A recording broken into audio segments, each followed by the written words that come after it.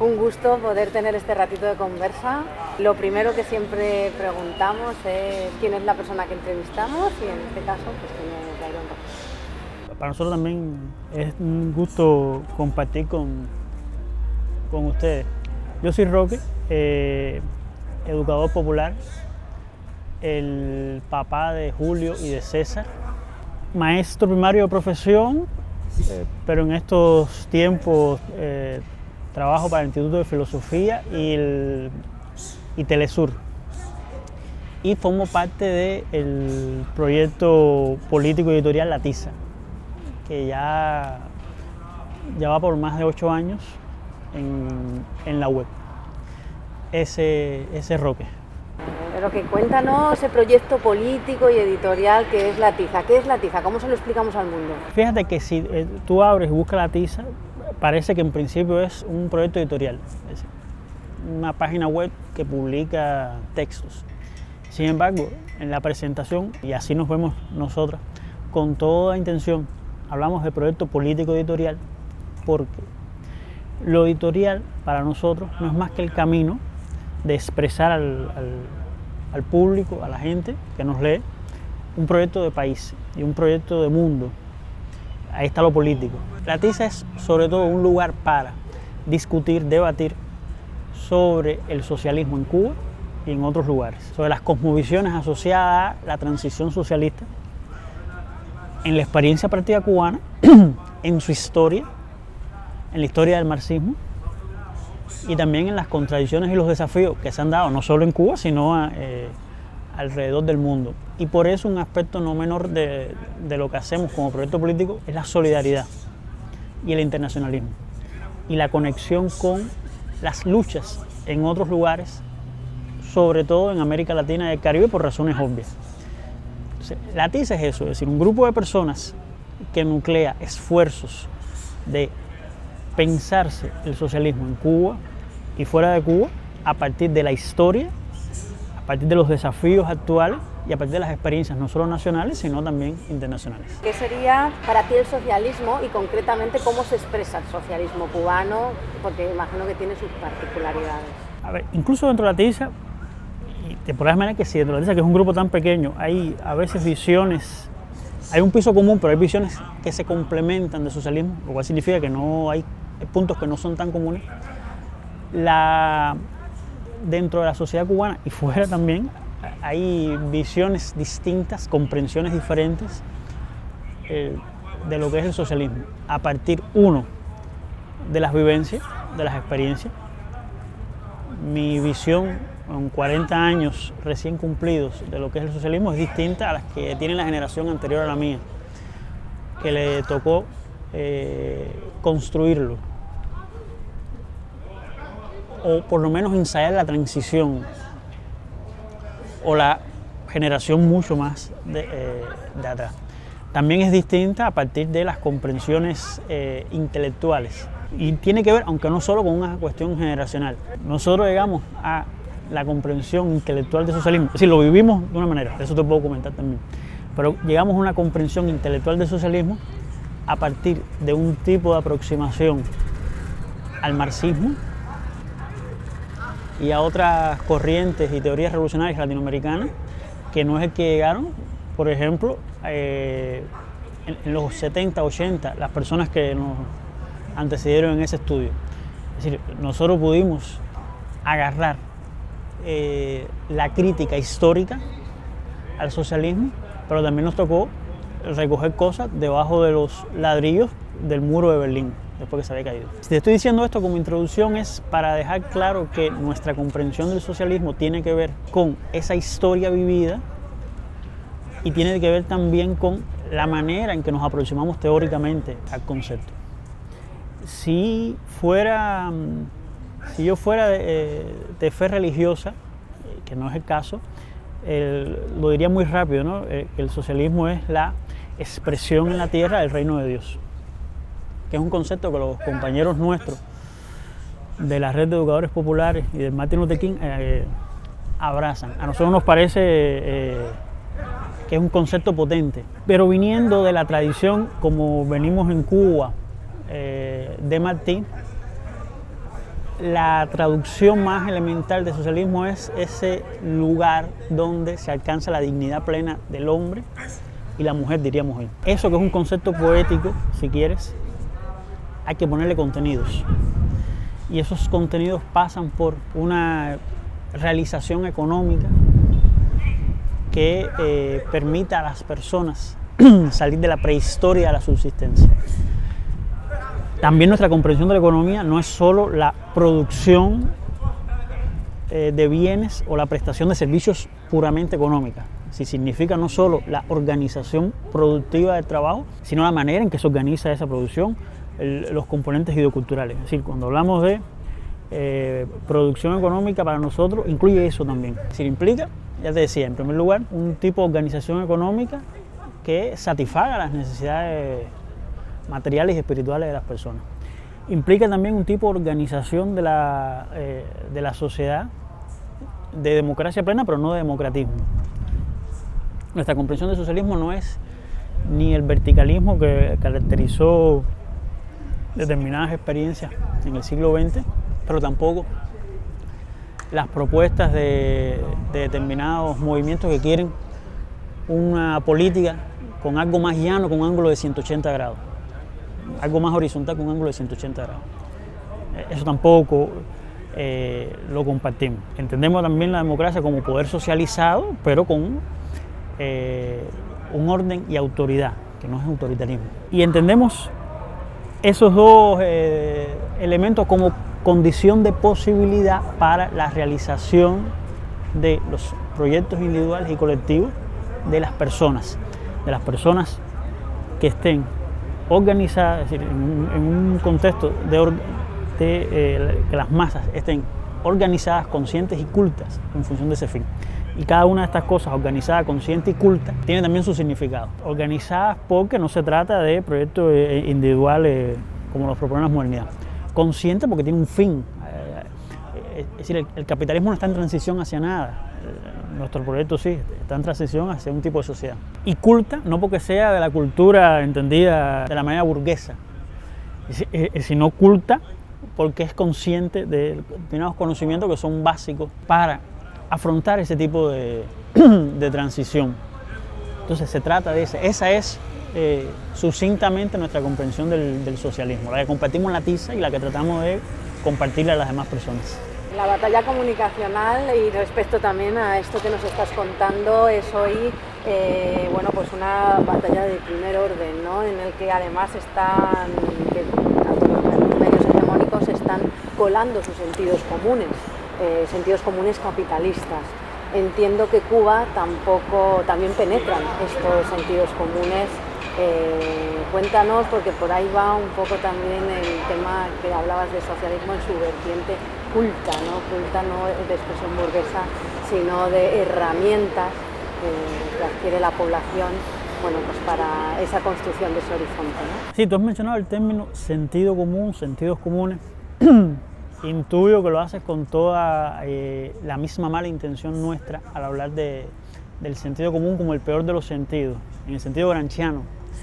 Cuba, en los últimos 30 años, ha sido insertada a la fuerza en un sistema mundo capitalista y eso tiene diversas consecuencias. Tú me preguntas de una de ellas en particular, que es cómo penetran el sentido común del capitalismo en la Cuba contemporánea. Eso en los primeros 30 años de la revolución, entre el 59, el 89, 91, tuvo muchos filtros que permitió educar un nuevo sentido común, diríamos un buen sentido, correspondiente al nuevo bloque histórico de la revolución, que le fue muy favorable para determinadas comprensiones. Te pongo un botón de muestra. En esos primeros 30 años de la revolución, y no son los primeros 30, esto pasó en los primeros 10 y continuó, fue sumido en un profundo desprecio el respeto a la propiedad privada. Sí. El sentido común que creó la revolución fue el de profundo respeto, el de profundo desprecio a la propiedad privada, por todo lo que significaba. Eso, en los últimos 30 años, ha sido transformado para mal. Porque pasamos de ese profundo desprecio a la propiedad privada a consentir no solo la existencia misma de la propiedad privada, sino a comenzar a respetarla. ¿De dónde sale eso? Que es sentido común de lo que estamos viviendo hoy. Le puedes preguntar a esos muchachos, salir allí y decirte cómo, claro, hay que respetar la propiedad privada. ¿De dónde sale eso? Tiene dos orígenes. Y esto como botón de muestra para explicar la pregunta que me estás haciendo. Tiene dos orígenes. Uno es la propia experiencia, es decir, si comienzan a crecer negocios, si comienzan a ser mayores las relaciones de mercado, si comienza a tener mayor presencia el mercado en la vida cotidiana de las personas, una consecuencia lógica, no la única, pero una consecuencia lógica es el comenzar a respetar la institución básica de esas relaciones de mercado, que es la propiedad privada. Entonces tiene ese componente. Y tiene un segundo componente, que es el de la educación ideológica para respetar eso, que es el que más tiene que ver con esta pregunta que me hacía sobre la batalla de comunicaciones. Es decir, en Cuba, no hoy, 2024 que estamos hablando aquí, hace ya 15, 20 años, hay una penetración en términos culturales de los modos de vida, de las cosmovisiones capitalistas, tan brutal como podía ser o como puede ser la penetración cultural en ese sentido en Miami o en Madrid. Porque ha habido mecanismos que han incidido en eso, que va desde la producción audiovisual, que aparentemente no dice cosas, pero dice muchas cosas, porque te ponen el estilo de vida de una clase media cada vez más estrecha, pero no importa, norteamericana, hasta el éxito de los emprendedores y los empresarios, pero también ha habido intencionalidad en hacer llegar ese tipo de mensajes.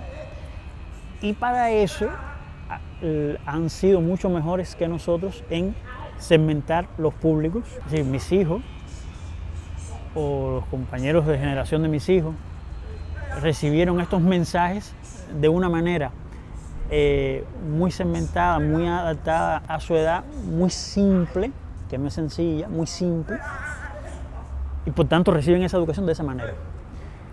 Las personas de mi edad, pero que no tuvieron la suerte o no tienen el tiempo de estudiar tanto, reciben los mismos mensajes a través de un consumo que va desde novelas turcas hasta noticias y presuntos análisis de una simpleza extraordinaria.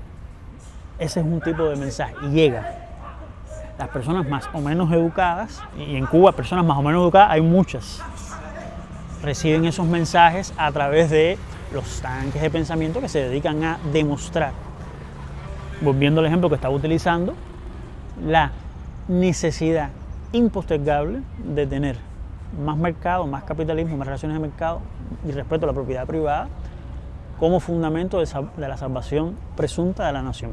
Cuando tú ves que tus adversarios y tus enemigos están segmentando los mensajes de esa manera, con una maquinaria en la cual tú estás en absoluta desventaja,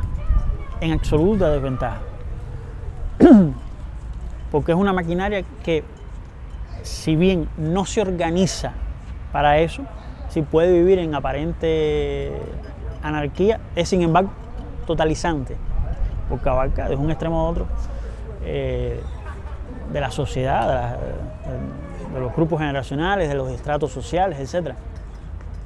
Es muy difícil luchar contra eso, porque le estás llevando un mensaje que dice que sí, en un futuro que cada vez se hace más lejano, lo que sienten las personas, si erradicamos la prevalencia de la propiedad privada y las relaciones de mercado, bueno, alcanzaremos la felicidad posible. Sin embargo, eso contrasta con una realidad, que es lo que te decía al principio, que es dura, que es cruenta. Entonces, es una batalla que pasa por esas contradicciones y en la cual nuestras posiciones van en desventaja. Han sido en desventaja histórica, es cierto, Pero tuvimos una época, vamos a decir dorada, en la cual estas posiciones en Cuba eran las hegemónicas, favorables al socialismo. Hoy no es el caso. Y el origen, ya te digo, y con ello concluyo, se explica por estos dos factores. Uno, una educación ideológica que tiende a esto, y dos, las condiciones mismas de depauperación de la vida social del país. Tú no me preguntas por eso, pero un efecto colateral no menor de la hostilidad estadounidense a Cuba es convencer que en las condiciones de transición socialista no hay posibilidades de felicidad, de desarrollo, que eso solo va a ser posible si predomina las relaciones de mercado, la propiedad privada, etc. Por ahí va la cosa, nuestra comprensión del asunto. Tiene algo que ver con el discurso del emprendedurismo y con el tú si puedes, sacrifícate lo suficiente, esfuérzate, porque en ti está como la clave del éxito. A ver, tiene que ver con el discurso del emprendedurismo, que tiene como problema fundamental el de la apuesta al individualismo. Porque el sacrifícate ahora, el tú si puedes, el todo va a ser posible, el vamos a llegar a un futuro, no sería tan grave si fuera un esfuerzo colectivo. De hecho, la revolución basó su desarrollo durante mucho tiempo en discursos similares de nosotros sí podemos, nosotros si nos sacrificamos ahora tendremos la clave del futuro. Es decir, la revolución en esa clave, vista de esa clave, actúa como un gran proyecto de autoayuda colectiva, que es la manera en que nosotros comprendemos la autoayuda. El problema del discurso del emprendedurismo es que actúa como un proyecto de autoayuda individualizada e individual, en el cual unos tienen éxito y otros no. La revolución proponía el éxito para todos. Entonces había claves que el problema no es que se digan, es decir, el de tú puedes, sí, no por gusto. El programa de alfabetización cubano para América Latina, el Caribe, Asia, África, se llama Yo sí puedo. Es decir, el problema no es el yo sí puedo, el problema es el yo sí puedo con quiénes. El yo sí puedo para el beneficio de quiénes y para el detrimento de quiénes. Entonces, el discurso del emprendedurismo, como mismo puede pasar en cualquier país de América Latina o puede pasar en Europa, parte de lo peligroso que tiene es que apuesta a soluciones individuales para problemas colectivos. Y eso va en la lógica contraria de lo que había sido la gran enseñanza, el nuevo sentido común que había instaurado la revolución. Es decir, frente a problemas colectivos del tamaño que sean, soluciones colectivas, que va desde en el 61 la alfabetización hasta en los 2000 el esfuerzo de la batalla de ideas. Sería un problema colectivo. La solución tiene que venir del esfuerzo de todos. Era eso. Pero esta nueva realidad te dice otra cosa. Te dice que si tú tienes un poquito de dinero y montas un negocio y explotas un poquito, aunque no reconozcas que explotas a los trabajadores, puedes ser exitoso. Y esa realidad crea ese problema que tiene que ver con lo que preguntabas anteriormente, ¿no? De que quien es exitoso dice, bueno, yo triunfé, ¿por qué los demás no pueden? Teniendo en cuenta esto, pero muchas otras cosas más, las tensiones, ¿cómo se expresan hoy las tensiones y los conflictos en la sociedad cubana? Las tensiones y los conflictos en la sociedad cubana actual tienen en primer lugar diversos orígenes. Hay unos, como cualquier sociedad, que tienen que ver con la propia historia de la nación cubana, que además es una historia muy reciente. Sí, parte del problema nuestro es que para hablar de cubanos estamos hablando de una cosa que tiene menos de 200 años. Eso es una contradicción, eso es un problema, porque todo lo que a nosotros nos parece que es histórico es en realidad algo del otro día, comparado con cualquier sociedad, digamos, europea o asiática. Aquí tenemos como, en ese sentido incluso como problema, que como no tenemos ni siquiera pueblos originarios, no podemos apostar a buscar en la cosmovisión de los pueblos originarios algo que nos lleve atrás y nos permita encontrar raíces ahí. Entonces, es una contradicción, ¿no? La existencia de un pueblo que está inmerso en esta especie de posmodernidad capitalista y su historia bastante corta. Que no se puede decir que es una historia heroica, llena de no sé qué, bien, pero es corta en términos cronológicos. Entonces, en esa historia también hay contradicciones que nos llegan hasta hoy, entre la capital y el resto de del país, porque somos una sociedad heredada del colonialismo, en la cual había una ciudad principal y el resto era campo. Eso sigue siendo una contradicción que nos viene de la historia. Sigue siendo una contradicción que nos viene de la historia la necesidad del caudillo, el hombre fuerte. Eso es terrible, porque pone sobre la mesa una cuestión cultural que no pudimos superar y que el liderazgo carismático, extraordinario de Fidel Castro vino a acentuar. Y en esto hago un paréntesis. Fíjate que no hay capa, sector, agrupación que hoy no haga referencia a la ausencia de Fidel Castro, ya sea para denostarlo o para alabar lo que hizo. Y eso tiene que ver con esto que yo te decía anteriormente, ¿no? Una de nuestras contradicciones es la necesidad de un liderazgo fuerte. Y eso actúa a favor y en contra.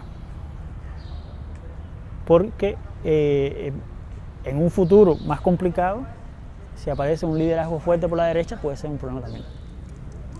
No sería la primera vez. Eso también es una contradicción. Estas vienen de la historia. Hay otras contradicciones que vienen de la existencia misma, el sistema mundo, la organización del mundo. Es decir, Cuba ocupa en el sistema de relaciones internacionales un lugar. Eso implica determinadas consecuencias. Y si estás en el grupo de los países subdesarrollados, hay contradicciones extraordinarias para el desarrollo, porque sigue siendo una función del capitalismo central y eso tiene consecuencias. Con independencia a contrapelo de lo que piensan o dicen algunos economistas que a veces hablan de Cuba y en sus soluciones mágicas como si existiera algo así como la economía nacional desconectada del mundo, como si Cuba no estuviera en esa condición histórica. Entonces, esa contradicción entre el lugar que ocupa Cuba dentro del sistema mundo y las soluciones nacionales también está presente, ¿no? A veces hay gente que quiere actuar desde Cuba como si estuviera en Argentina o en Chile, y en el peor de los casos te quieren traer soluciones al estilo chino, vietnamita, europeo. O sea, no comprender el lugar constituye una contradicción. Y hay otras contradicciones que son más internas, que tienen que ver también no solo con la historia, no solo con la cuestión de las relaciones internacionales, sino con el desarrollo de los últimos 60 años en general, 30 años en particular. Es decir, una cada vez más creciente contradicción, que es histórica, porque aquí cobra matices nuevos entre el capital y el trabajo. Se hace cada vez más evidente. Los que están del lado del capital de la contradicción tratan de enmascararla. Los que están del lado del trabajo, como hemos perdido memoria histórica de lo que es estar en esa contradicción, porque la revolución había suprimido, por lo menos había aminorado mucho los efectos de la misma, están tratando de despertar para identificarla. Entonces, eso es un problema que está ahí, una contradicción que está ahí y que va creciendo, la contradicción capital-trabajo. La contradicción entre centralización, descentralización. La historia misma nuestra obligó a tener un proyecto centralizador muy fuerte, muy fuerte. Primero, dadas las dimensiones del país, 110.922 kilómetros cuadrados. Segundo, la relación con la metrópoli. Es decir, esa conciencia de centralización nos venía de la historia. pero hay un pulso descentralizador, socializador, si se quiere, de poder hacia los territorios, que está lidiando con esa idea de la centralización. Eso es una contradicción que está presente hoy. Hay una contradicción indudable entre el poder y el proyecto. Hay un proyecto histórico de nación que se sintetiza en José Martí.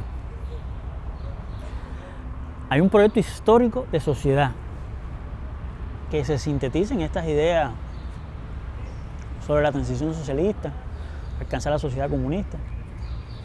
Su síntesis, si pudiéramos, ya que estamos hablando de personalidades, ponerlo en Fidel Castro. Ese es el proyecto, o ese es un proyecto que hasta ahora, con sus altos y sus bajas, ha sido hegemónico. Hay otros proyectos. Pero estoy hablando ahora de la contradicción entre ese proyecto y el poder.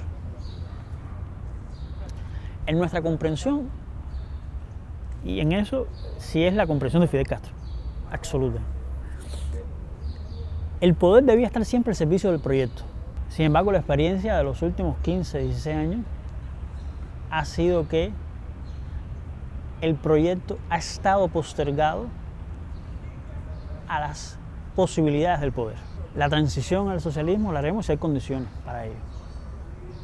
Se resume más o menos en eso, que es una subversión total de aquella idea de inicio de la revolución de construir el socialismo y el comunismo al mismo tiempo.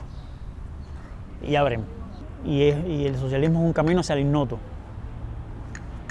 que era, por cierto, de Raúl Castro ese concepto. Entonces, esa tensión entre el poder y el proyecto forma parte también en el campo de la izquierda, en el campo de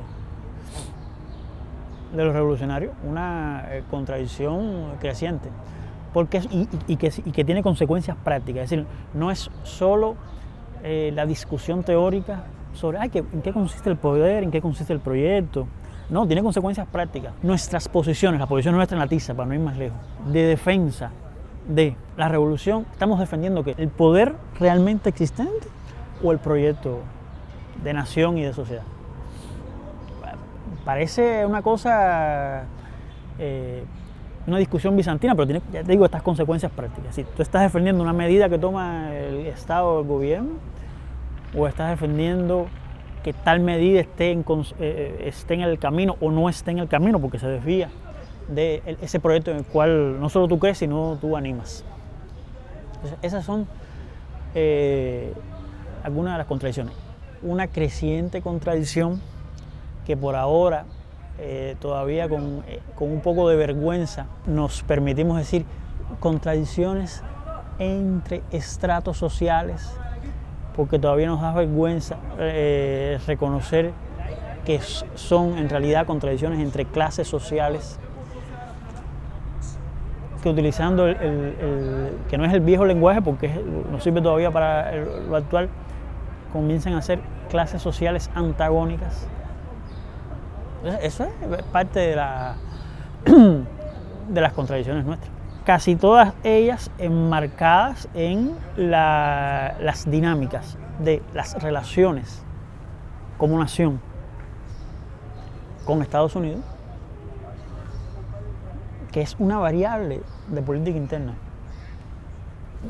Es decir, desgraciadamente, la relación con Estados Unidos, por su carácter asimétrico, por su carácter histórico, por su carácter crítico, pasa a ser una variable de política interna. La revolución durante mucho tiempo no es que logró sortear esa contradicción, que sencillamente la cabalgó. Y si vamos a estar, bueno, o tú me respetas o estamos fajados todo el tiempo. Cuando se intentaron cambiar las claves de ese pacto vamos a ver si vivimos civilizadamente, no hay posibilidades de convivencia civilizada con un vecino tan poderoso. No las hay. La evidencia histórica dice que no las hay. Entonces, esa es otra contradicción durísima de la sociedad cubana contemporánea. De ahí en adelante tú puedes empezar a abrir Y si viene alguna compañera socióloga me va a decir, ay no, pero aquí las contradicciones entre el campo y la ciudad, entre las personas de piel blanca y las personas de piel negra, entre las mujeres y los hombres, tienes razón. Vienen los economistas y te van a decir, no, y la contradicción entre el nivel de acumulación y el nivel de gasto en el PIB, también, indudablemente. Pero yo creo que desde nuestra perspectiva, estas resumen buena parte de esas contradicciones que vive la sociedad cubana contemporánea. Has querido mencionarlo, ¿cómo opera actualmente la injerencia imperialista en Cuba? Porque ha pasado por muchos procesos en muchas etapas. La injerencia imperialista, para el caso nuestro, se subsume en la injerencia estadounidense. El imperialismo no es solo Estados Unidos, a nosotros nos queda claro. Para nosotros Reino Unido nos queda muy lejos. Canadá no nos queda tan lejos, pero nos manda turistas. Y en el mejor de los tiempos nos mandaba 1 millón de turistas anuales. Entonces el imperialismo canadiense como que nos queda también, es algo lejano. La OTAN, sabemos que es el enemigo, o que forma parte de los malos. Fueron unos sinvergüenzas en Yugoslavia hace 25 años, fueron un poco más sinvergüenzas en Libia hace 13, 14, pero también nos queda un poco lejos. Australia, Japón y compañía también nos queda lejos. Es decir, esas otras partes del imperialismo nos son lejanas. En algunos casos hasta nos aparecen blanqueadas en la presentación. Para nosotros el imperialismo o injerencia imperialista tiene un nombre y 2 apellidos, Estados Unidos. Estados Unidos de América. Porque ha sido así históricamente. Entonces, esa penetración imperialista o esa injerencia imperialista tiene su propia historia, que como te decía, tiene que ver con el hecho de que se trata de una relación anterior a la existencia de Estados Unidos como Estados Unidos y a la existencia de Cuba como Cuba. Mucho antes de la independencia de Estados Unidos y mucho antes, no ya de la independencia, sino de pensar la existencia de la palabra cubano, ya había un tipo de relación que era asimétrica, que se convirtió en una relación crítica para nosotros y que sin hablar de imperialismo en ese momento, estoy hablando del final del siglo XVIII, inicio del XIX, ya configuraba un tipo de relación que sí se va a volver, utilizando el lenguaje contemporáneo, tóxica para los cubanos hacia finales del siglo XIX y todo el siglo XX.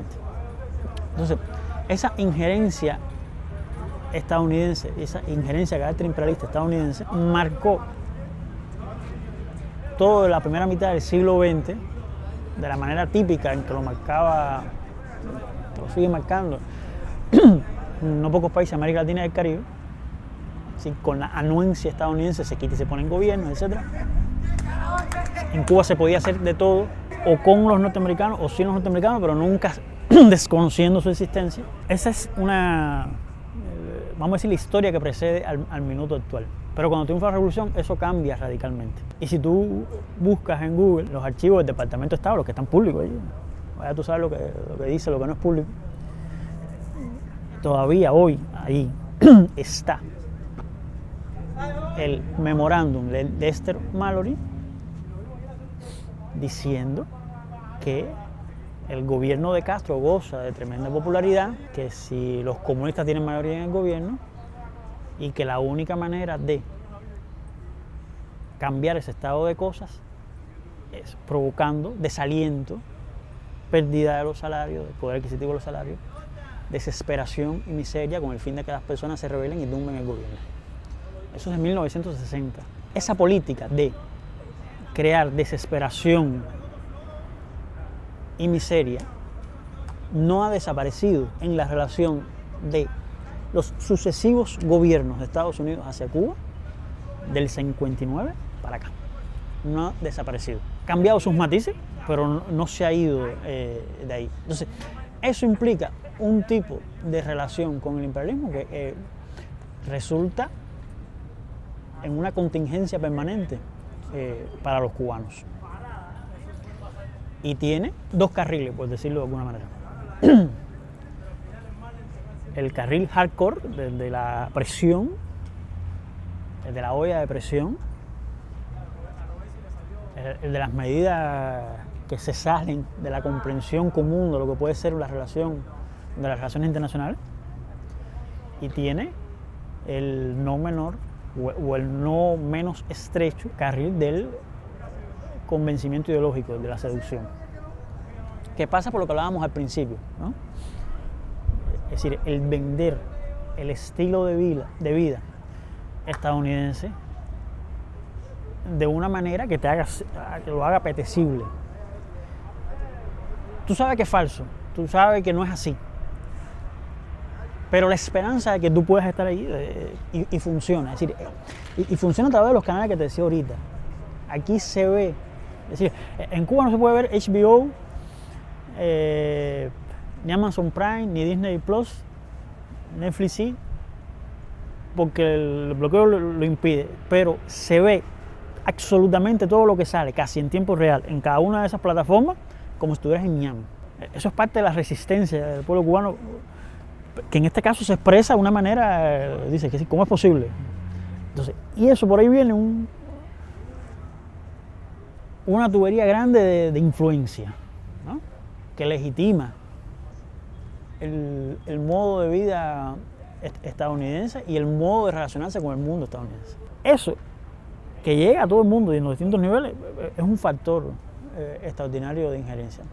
El otro es cómo opera la política misma de Estados Unidos hacia Cuba. Es decir, que la cantidad de combustible que llega al país, del cual depende que haya o no, en lo que estamos hablando aquí tú y yo, apagones, tenga que ver con que los barcos puedan eludir las sanciones estadounidenses. Ya, es decir, no hace falta ir a buscar otros ejemplos. Y eso pasa. Y a veces está el barco ahí fondeado en la bahía de La Habana y mientras no se confirme que se ha efectuado el pago, que tiene que dar más vueltas, tiene un satélite alrededor de la Tierra y se ha hecho efectivo, no se descarga el combustible. Y en las condiciones que vive un país como Cuba, que se demora el combustible en descargarse 24 horas, significa que no llegó en tiempo a la termoeléctrica y por tanto apagón. Y puede pasar como pasó el sábado, que de 3.000 megawatts, que es la demanda máxima del país, estaban apagados 1.100, es decir, un tercio del país. Una cosa horrorosa. Eso es expresión de la injerencia norteamericana, porque eso es una demostración factible de la fuerza que tiene para alterar la vida entera del país. Y para que tu posición frente al Estado, al gobierno, a la vida sea que si vamos a vivir así, mejor no. Eso es lo que lo hace peligroso. Pudiera dedicarme a otros ejemplos más, no más banales, pero más trillados. La existencia de la base naval de Guantánamo. Es decir, una base de la OTAN en territorio cubano. Porque los españoles podrán decir, no, aquí tienen la base de Rota de la OTAN. Pero por lo menos esa cuenta con el beneplácito del gobierno. Este es el caso de una base militar que no está ya en contra de la gente. Así que la gente está en contra de... No, es que además está en contra del gobierno y sigue ahí. Eso también es expresión de la injerencia existente, la realmente existente del imperialismo con nosotros. Y cuyo zoom es ese, ¿no? El bloqueo. El bloqueo, la guerra económica. Que hay que ponerle esos nombres, porque la hojita de parra esa del embargo es eso, ¿no? Una hojita de parra. Y no habla de la magnitud del asunto. Porque el bloqueo no es solo esto del petróleo, que si llega o no. El bloqueo no es solo que si las transferencias financieras se efectúan o no. Eso es una parte no menor. Es que el bloqueo crea una mentalidad de estar constantemente asediado, de la cual es difícil salir. Es decir, la peor consecuencia, bueno, la peor son los niños que mueren, pero una de las peores consecuencias del bloqueo y de sus éxitos es haber logrado crear una mentalidad de asedio en la cual no es fácil lidiar. Porque no todo el mundo es Fidel Castro, quien frente al asedio actuaba como Ignacio de Loyola, ¿no? Brillante. Sí, frente al asedio, el margen de equivocación es todavía más grande. Y entonces las consecuencias son todavía peores. Y eso es lo peor que tiene la política criminal de Estados Unidos hacia Cuba, que hace que la mentalidad de estar todo el tiempo en guerra sea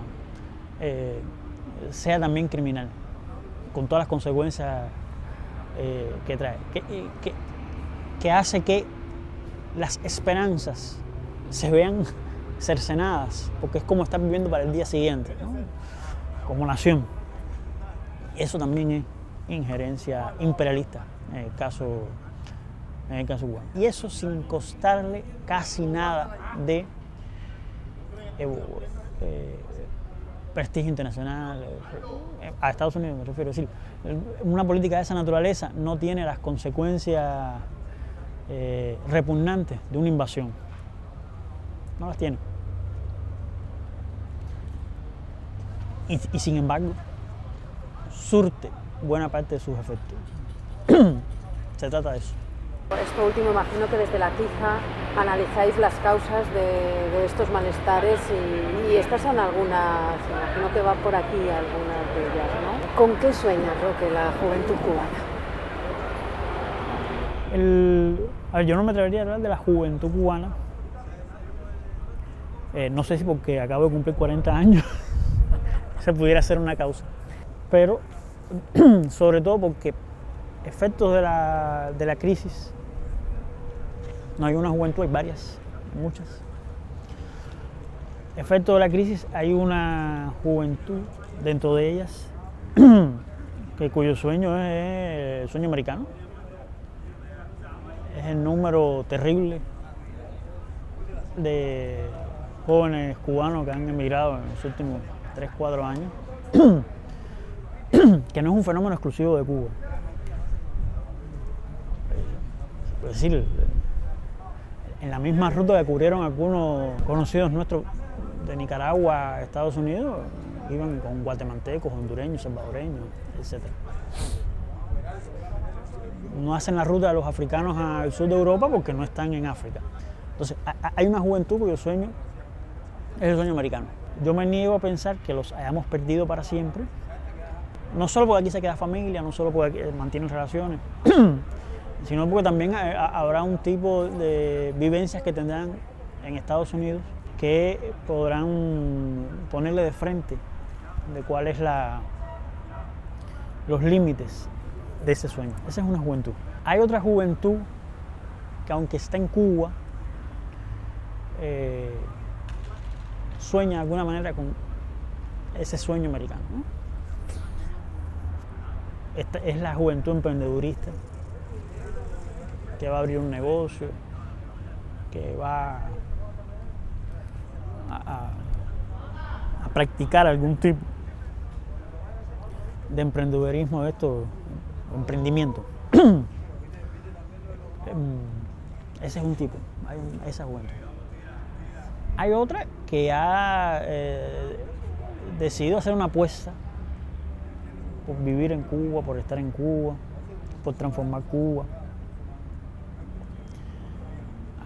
Algunos dentro de ella lo hacen de manera más tradicional, un poco más dogmática. Hay otro grupo que lo hace buscando nuevos experimentos de cómo hacerlo, que mira lo que sucede en América Latina, las formas de asociación, de lucha, de resistencia. Una parte de esa juventud se prepara para, si se produjera en definitiva un cambio de régimen apocalíptico, también enfrentar lo que venga. Entonces está esa juventud. Y hay una cuarta, debía quizás haber terminado con la anterior para quedarme con la cuestión de la esperanza, pero hay una cuarta, que es una juventud en disputa.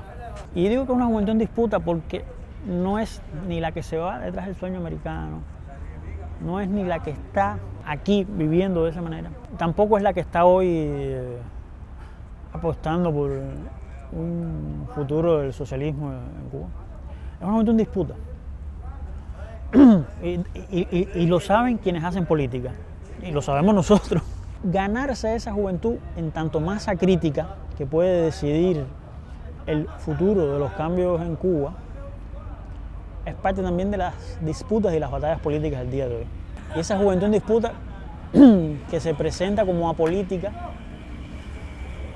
que se presenta como por encima del bien y del mal, una parte de ella entregada a las fauces del fundamentalismo, en particular del fundamentalismo religioso, es también un grupo no despreciable. Porque estos tres primeros que te mencioné tienen identidad más o menos propia, me refiero, tienen coherencia interna más o menos. Pero este cuarto grupo, que no se identifica en ninguna de estas cosas, es el grupo que quiere buscar y es más difícil, porque es el que resiste no solo los discursos, sino también las prácticas de cualquiera de los anteriores. Entonces esto, grosso modo, en nuestra perspectiva, es como vemos las juventudes hoy en Cuba. Igual viene tú sabes, una compañera socióloga que te dice, ay no, pero las juventudes en Cuba tienen otra estratificación, que sé, bueno, está bien. Esta es nuestra comprensión desde los marcos en que la comprendemos de las juventudes en el país. Claro, esto habla también de diversidad, de diversidades. ¿Cómo no? Y en las diversidades también es seno para creaciones. ¿Qué análisis habéis hecho también para crisis? Habla de diversidades, como tú apuntas, indudablemente, pero tratándose como se trata, de un tiempo de crisis donde los horizontes han sido cercenados, porque ese es el principal, bueno, el principal puede ser el hambre, pero uno de los principales problemas de la crisis es el cercenar los horizontes. Va a estar esa disputa entre, como tú apuntas, la creación y la repetición. En el caso cubano, frente a la opción de la creación, la opción de la repetición es muy perversa porque significa, en realidad, una salida fascista del problema. En estas agrupaciones juveniles que te he comentado, hay también un germen, no solo para la creación, sino para una salida fascista. Y eso es peligroso. La salida de la creación, o la salida creativa, que no quiero confundir con cierto discurso trillado gubernamental de resistencia creativa. Porque más bien nos vamos por el pensamiento de Fernando Martínez. Exacto. Esa salida creativa tiene también sus costos, porque significa, en primer lugar, deshacerse de determinadas certezas, como por ejemplo la certeza de que los explotados por ser explotados iban a ser conscientes y ellos mismos iban a... Eso no está pasando. Hoy aquí en lo que estamos hablando tú y yo, hay trabajadoras y trabajadores en algunos de sus emprendimientos privados terriblemente explotados y que sencillamente prefieren vivir así. Entonces esa creación significa desprenderse de determinadas certezas. Esa creación significa también leer bien la realidad. No sea que no estemos leyendo adecuadamente la realidad. Y eso puede ser un problema, ¿no? Porque si tú estás operando con categorías y análisis que no se corresponden con la realidad, estás operando en otro mundo. Eso también es parte de la respuesta creativa. Las juventudes, nosotros que ya no estamos ahí, pero bien.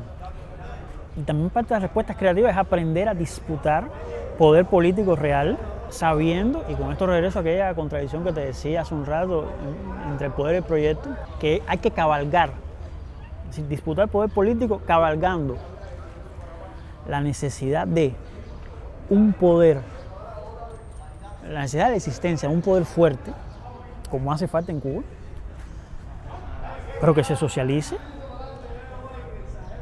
y la necesidad de no renunciar al proyecto. Entonces, parte de la creación es aprender. Yo no creo que tengamos todavía la respuesta. ¿Cómo enfrentarse a esa contradicción? En la TISA hemos intentado acercarnos a ella, a disputar el poder político, a poner sobre en discusión pública no solo nuestro rechazo al capitalismo, los nuevos capitalistas en Cuba, la contrarrevolución, la vieja y la nueva, sino también nuestro rechazo a formas de ejercer el poder por parte del Estado que van en la dirección contraria del proyecto socialista. Claro, eso no es situarse en el medio de estas dos cosas. Hay una apuesta lógica y en última instancia sabemos que tendríamos que defender. Pero eso significa también tomar riesgos y no equivocarse. Te puedes equivocar, pero lo que quiero decir con esto de no equivocarse es tratar de que no te vayas con la de trapo, como decimos en Cuba. Es decir, no por querer parecer más popular y democrático que eso, vayas entonces a irte con la que no es. Es lo que quería decir con no equivocarme. Sí, equivocarte va a pasar, de hecho sucede, pero la cuestión es darse cuenta. La salida creativa va por ahí. Y va por ahí tratando de hacerse las mismas preguntas que en cada momento se hicieron los que le tocó vivir el momento. Nosotros, por razones obvias, en la presentación te lo decía y leyendo la tiza se podrán percatar. Es decir, tenemos una orientación, puedo utilizar el término doctrinal sin que signifique doctrina, una orientación doctrinal asociada al marxismo. Y cuando estamos buscando constantemente respuestas, estamos buscando y estamos releyendo, no es para tratar de ver si lo que dijeron en un momento dado se acopla a la realidad actual. No, las claves nuestras es ver si las preguntas que condujeron a esas respuestas siguen teniendo vigencia y frente a esas preguntas históricas, ¿qué respuesta nos damos nosotros? Esa es la visión y ese es el camino, ¿no? Para buscar una respuesta creativa. Lo otro sería copiar. Afirmas que mientras la derecha se une por intereses, la izquierda se separa por identidades. Explícanos, por favor. Eso es una realidad que no hemos podido superar desde el siglo XIX.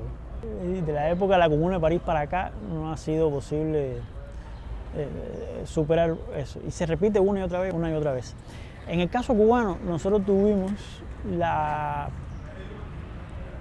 suerte que Fidel Castro actuó como árbitro de las identidades de la izquierda cubana antes y posterior al triunfo de la revolución de una manera extraordinaria. Es decir, encarnando él mismo una identidad dentro de la lucha revolucionaria, la identidad de quienes tomaron las armas y se fueron a la sierra, lo cual hoy nos parece de lo más claro del mundo, pero no lo era tanto en el 56. Él, con un enorme prestigio, logró arbitrar esas diferencias e hizo una obra de unidad que tiene un montón de problemas, porque traía como cola una falsa unanimidad, traía como cola un no decir cosas para no afectar, es decir, traía eso. Pero era una unidad extraordinaria y que logró articular en su momento a gente que venía de disímiles lugares. Esa era la obra de Fidel Castro, que alguien como Raúl Castro trató de traducir a, bueno, eso, que el heredero sea el partido. La idea en sí no es mala. El partido, como intelectual colectivo, releyendo a Gramsci, no sería mala idea. Pero obviamente no estaba el partido, el conjunto de todos, su militancia preparado para ello. Y no ha pasado.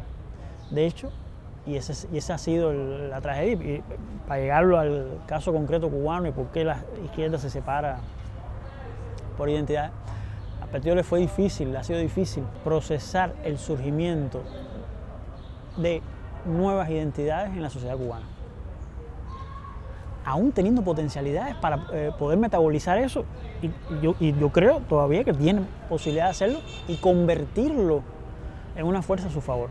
Voy a hablar como botón de muestra de la Federación de Mujeres Cubanas. Contar que no me acusen de estarme metiendo con estar haciendo mansplaining, pero no es el caso. Si la Federación de Mujeres Cubanas surgió agrupando distintos sectores de mujeres. Eso se metabolizó en ellas y después se convirtió en las mujeres cubanas. A partir de la FMC le fue difícil metabolizar la existencia, el surgimiento de, por ejemplo, el grupo de mujeres lesbianas. Entonces, ¿cuál es? Cuando las mujeres del colectivo LGBTI empiezan a encontrar allí una identidad que ya no encuentran en la FMC, comienza también a fracturarse la unidad de las mujeres cubanas. Y el discurso de Fidel Castro cuando se está fundando la FMC es, y se unen bajo estas siglas, mujeres cubanas. Este es un ejemplo. Podría pasar con las afrodescendientes, y sigo hablando de lo mismo, o de las campesinas, y sigo hablando de lo mismo. Y te he puesto estos ejemplos, mujeres del grupo LGBTIQ, lesbianas o transexuales, mujeres afrodescendientes, o mujeres en situación de vulnerabilidad, pobreza, para hablarte de grupos que hoy pululan en la sociedad cubana, agrupaciones con cierta identidad y que no logran encontrar un espacio en la FMC. Y estas agrupaciones, no pocas, tienen inspiración de izquierda, pero ya se han metido en una suerte de identitarismo que resulta peligroso, para no abrir el melón de los feminismos. Ese no voy a abrirlo, pero ese da. Lo mismo pasa con las juventudes. Tú me estabas preguntando por las juventudes, pasa lo mismo. Los jóvenes, las jóvenes en Cuba tenían como agrupaciones políticas de identidad y socialización y de participación política, jóvenes. Primero la FEN, los estudiantes de la enseñanza media, la FEU, los estudiantes universitarios, y la UJC, si no estabas en esto, con sus movimientos, el movimiento de jóvenes artistas, el movimiento juvenil martiano, las brigadas técnicas universitarias. Es decir, había un conjunto de organizaciones, pero todas estaban en esta órbita. Hoy las juventudes se han diversificado extraordinariamente y también las formas asociativas de las mismas se han diversificado. Entonces aparecen los animalistas, por poner un caso, o la gente vegetariana, vegana y qué sé yo, por poner otro caso. Los ambientalistas de diversa laya, jóvenes, me estoy refiriendo a todos.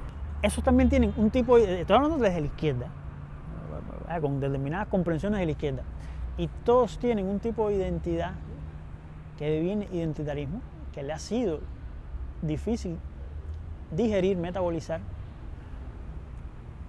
Digo al partido como institución llamada a formar esos consensos, a arbitrar ese tipo de identidades. Le ha sido difícil y entonces el resultado ha sido que estos grupos refuerzan sus identidades a un punto de rechazo antipartidista. Eso no es típico solo de Cuba, pasa en otros lugares, pero en el caso cubano tiene otras connotaciones. Antiestatal, y eso es peligroso. Entonces, eso nos pasa en la izquierda. Y dentro de la izquierda hay grupos que no podemos agruparnos en estas otras taxonomías. También tenemos nuestros conflictos con otros compañeros y compañeras, porque si no están tan a la izquierda como nosotros pensamos, o porque si el marxismo que estudian no es el que estudiamos nosotros, o porque, es decir, también está eso. Es un problema que tenemos. El cemento que nos una, yo creo que va a ser, como ha demostrado que ha sido en estos años, cuando nos veamos confrontados a una lucha seria. Porque a pesar de todo, hasta ahora todas estas luchas siguen siendo bastante, yo no digo que no sean profundas, lo digo que no han sido todo lo serias que pudieran llegar a ser. Entonces cuando deben hacerse serias, ahí sí va a ser cuando vamos a tener que olvidarnos de determinados remilgos para hablar de de la gente. Entonces, esa es la izquierda, pero la derecha sí lo tiene muy claro. Esto de unirse por interés. La derecha cubana es una derecha contrarrevolucionaria, que lo tiene clarísimo. Pero no lo discute, es decir, no lo discute porque sencillamente lo que tienen que hacer es que nos vamos a unir para ir todos detrás de la política norteamericana. Y entre ellos se podrán decir cosas, pero están ahí y lo hacen así. Así lo hicieron en el verano del 21, no han dejado de hacerlo. Por poner de caso estos últimos 3-4 años. Ese julio, ¿verdad? Uh-huh. Ese 11 de julio. La pandemia, eso fue, bueno, asoló a toda la humanidad y llegó a Cuba. Cómo desde la educación también popular, desde las fortalezas que tiene este pueblo, ¿no?, de construcción de comunidad y de organización, ¿cuál fue la respuesta a la pandemia? ¿Cómo se afrontó? La pandemia nos agarró mientras se fermentaba algunas de estas crisis que yo te he venido comentando anteriormente. Por tanto, como en el resto del mundo, no llegó solo la pandemia como un fenómeno de salud pública, que sí, sino también como un fenómeno que atentó contra la sociabilidad, contra las formas de organización tradicionales de la sociedad cubana y tuvo, por supuesto, tuvo impactos en todos esos órdenes. El impacto económico fue brutal, no voy a comentarlo. Pero aún no hemos recuperado los niveles previos de turismo, que en España es el 14% del PIB, en Cuba es todavía mayor, no hemos recuperado. Tuvo un impacto económico que va por ahí, pero también tuvo un impacto en las maneras en que las organizaciones estas que comentaba ahorita se organizaban. Están en organizaciones que todas dependían de la reunión, de verse la gente, y en condiciones de aislamiento eso no era posible. Lo que es peor, en condiciones de aislamiento ganaron protagonismo algunos de estos grupos que yo te venía comentando, que tuvieron no solo mayor capacidad de incidencia, aunque sea puntual, es decir, porque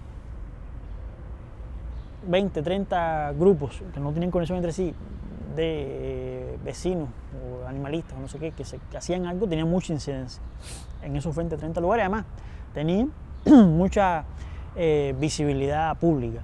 Esto pone de frente al sistema de organización del país, que está operando con estructuras que no están preparadas para el carácter reticular que ha adquirido la sociedad y las relaciones entre las. Entonces había que reinventarse. Ha habido algunas organizaciones, de las históricas me refiero, que eso lo lograron hacer con cierto éxito, ¿no? Empezaron a captar la idea. Las mujeres, FMC, los CDR, pero son las que tenían de toda la vida bases territoriales. Pero indudablemente eso es insuficiente. Y entonces ha habido un intento con la pandemia de regresar a un tipo de trabajo de organización de base que, como ya no puede ser de lo de hace 60 años, porque han cambiado las condiciones, porque hay una crisis en curso, etc.,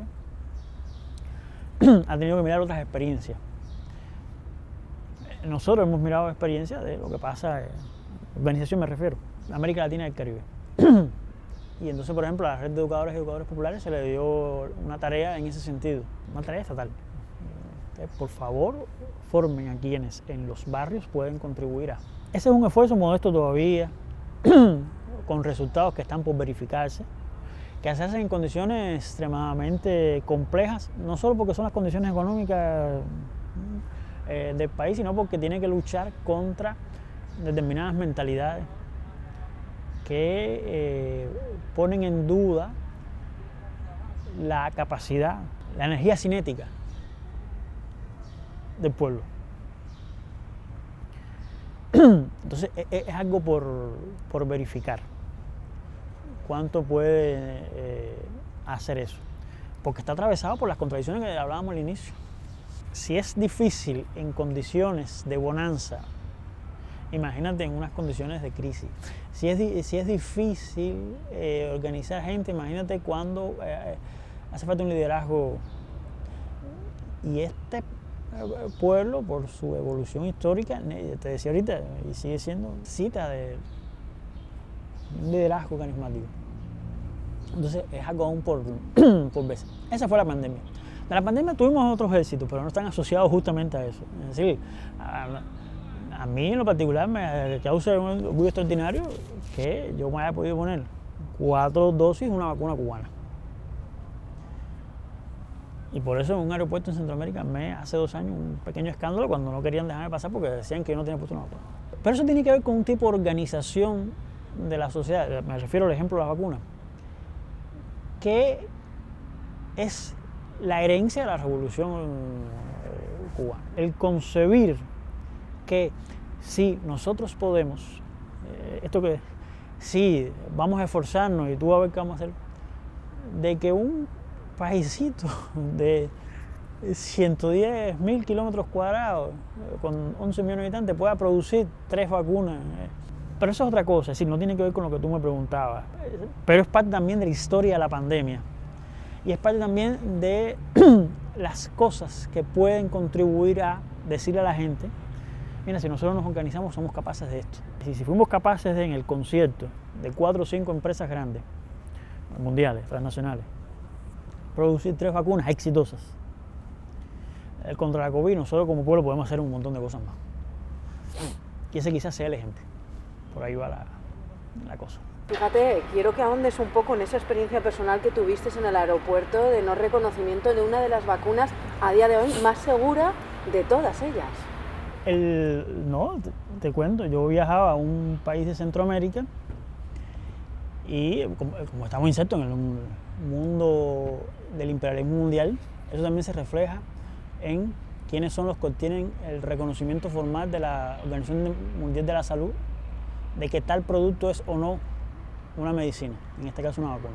Las vacunas cubanas, Abdala y Soberana,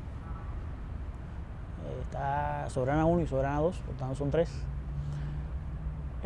aún no tienen ese reconocimiento formal de la OMS. Eso se traduce en que países de Centroamérica cuyas autoridades nacionales regulatorias en realidad no regulan nada porque lo único que hacen es lo que la FDA de Estados Unidos autoriza para la FDA, es asumir que son los autorizados. Cuando llegas allí te dicen que esa vacuna, Abdala en este caso, que es la que yo tenía puesta, la que tengo puesta, no es una vacuna, sencillamente porque no está reconocida, es como si no existiera. Fue un conflicto que iba entre la impotencia y el deseo de, como decía la canción de Silvio, ¿no? La rabia, coño, paciencia, paciencia, de decir y hacer unas cuantas barbaridades ahí. Pero es que es la expresión de cómo funciona el mundo. Es decir, en ninguno de estos países de los que te estoy hablando, no solo ninguno no tenía vacuna propia, que es una cosa, sino que no habían logrado vacunar a casi nadie. Que además estaban enfrentando el hecho de haber tenido que comprar las vacunas, toda aquella cosa del sur. Entonces yo venía de un lugar donde, al momento que yo fui, casi el 90% de la población vacunable se había logrado poner sus dosis de la vacuna y el problema era el mío, no el de ellos. Es decir, es un modelo de mundo en el cual la salud depende de que esté certificado o no. Fue muy triste, a la vez que en un punto dado mucho orgullo, ¿no? Aquí yo estoy con mi vacuna y a ver si no, tienen que resolver. Pero es eso, es parte de la situación terrible del mundo contemporáneo. Y por eso cada vez que me preguntaban, en medio de aquella discusión, ¿pero tú estás vacunado? Sí, ¿con cuál? No, con Abdala. ¿Qué cosa es esa? Una vacuna. Y no sé qué, y que en efecto ha demostrado ser muy segura. Además, que cuando comenzó a aplicarse, los niveles de infección bajaron, una cosa extraordinaria. Y yo he evitado mencionar por su nombre lo del verano del 21, para no poner el nombre propio. Pero yo recuerdo que aquello pasó un domingo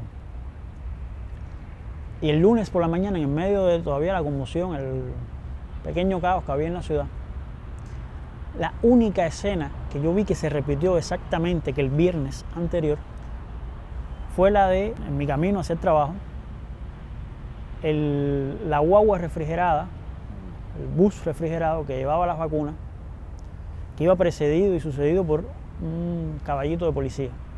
Si la única escena que se mantuvo el día siguiente de aquello, que era exactamente igual al viernes anterior, fue la de, en el medio de aquello, las vacunas para la gente. Entonces, frente a eso, no hay otra cosa que discutir. Y no sé si quieres aportar algo más, pero nosotros tendríamos una última pregunta. ¿Qué es la dignidad para un educador popular como O sea que es muy graciosa, bueno, la verdad no es graciosa, déjame no faltar respeto.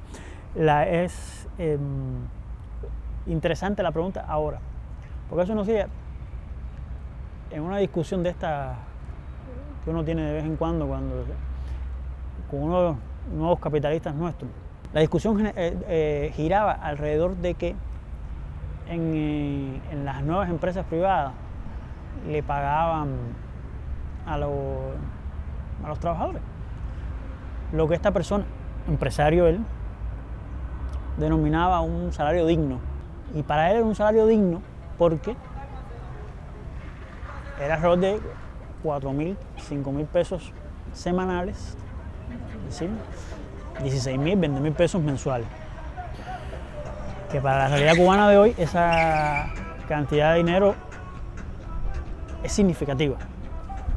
Pero mi discusión con esta persona es que esa manera de llamarle digno al salario, porque fuera esa cantidad, era muy típico de los economistas y muy típico de una manera muy parcial de concebir lo que era la dignidad, porque con ese baremo Elon Musk debe ser el tipo más digno del mundo. Y obviamente que no, está claro que no. Es decir, la dignidad, la comprensión nuestra, es la comprensión de Martín, es la comprensión de Fidel Castro. Tiene que ver no solo con la realización económica, sino tiene que ver con la realización espiritual de las personas, con la capacidad de aprender el lugar en el mundo, ser consciente de él y vivirlo con orgullo. A mí no se me olvida, porque es ahí donde viene la cosa de la dignidad. Hay una película cubana que aborda la campaña de alfabetización del 61. El campesino le acababan de dar la tierra en la reforma agraria, que él pensaba que era lo más extraordinario que le podía pasar en la vida. Y el día que va a recibir el título,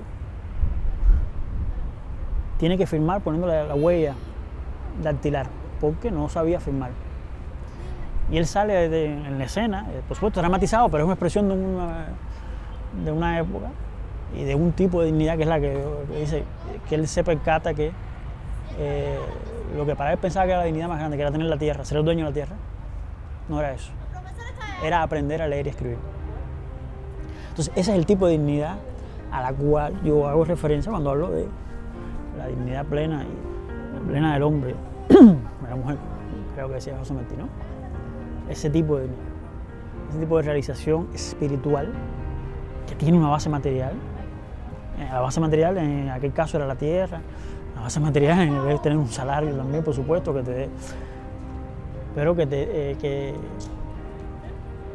se complementa o que se realiza de manera completa cuando vives sin tener precio. Es a eso a lo que me refiero con la dignidad.